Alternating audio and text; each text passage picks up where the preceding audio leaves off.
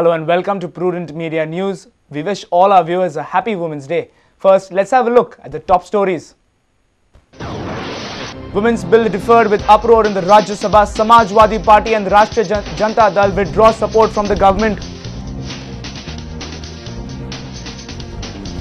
BJP demands criminal case against 5 suspended policemen. Asked probe by Central Investigative Agency narcotics trade in Goa.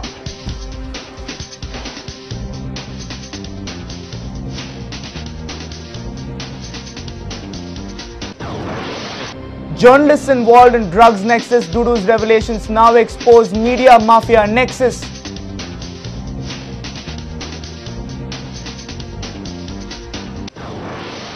Atala was at Shioli residence even after the drugs police expose. The question remains why police could not trace him.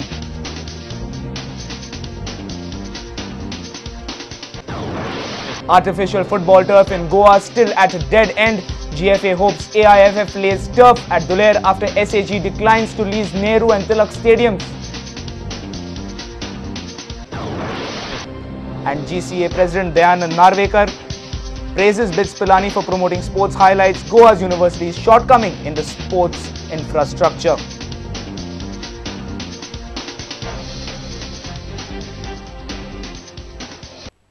And now the news in detail.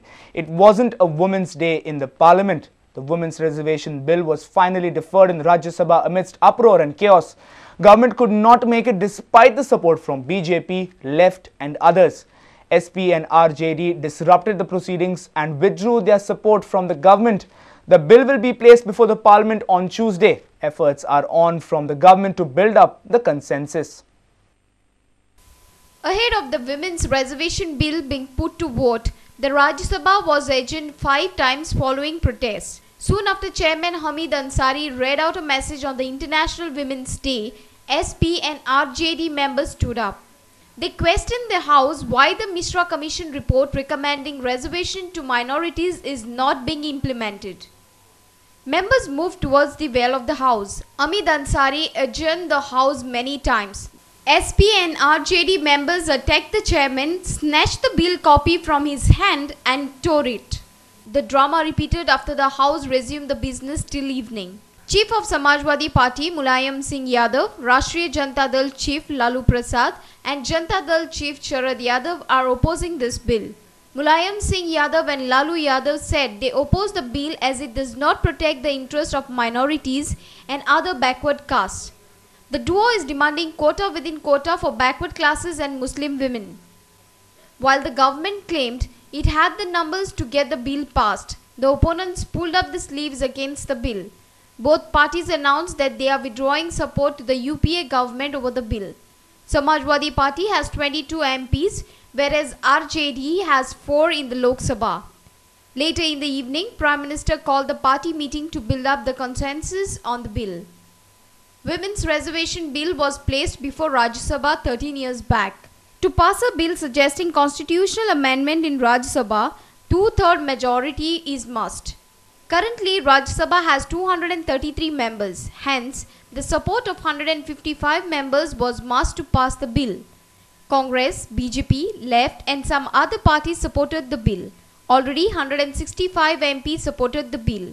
Once this bill is passed in both the houses of parliament, 13 seats in 40-member Goa Assembly will be reserved for women. That means 13 constituencies will be headed by women. Bureau Report, Prudent Media. Former Union Law Minister Ramakant Kalap was the first person to move the Women's Reservation Bill during his tenure as the Union Law. He said that the passing of the bill will be one of the historic moments in the democratic setup like India. I wish to express my happiness as well as excitement at the development as regards the women reservation. Finally, the bill has been moved in the Rajya Sabha and I have every reason to believe that it will be passed. It will become, as a constitutional amendment will come into force, and the women folk of this country will get 1/3 reservation in the parliament as well as in the state assemblies. That the women of this country need a better representation in the Parliament and in the state assemblies, and that was possible only through reservation. Our reporter in Panji, Jason Suarez, with video journalist Sunny Narvekar.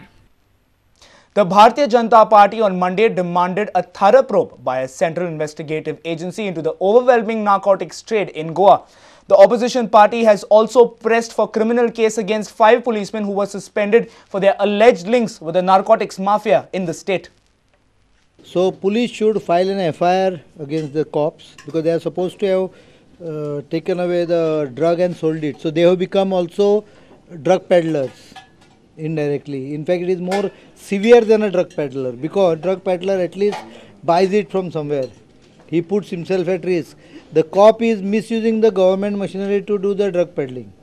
So he has to be treated seriously.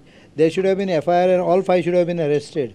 And custodial interrogation should have been carried out. It should be done. That is my demand. If that is done, then government seriousness will be at least established.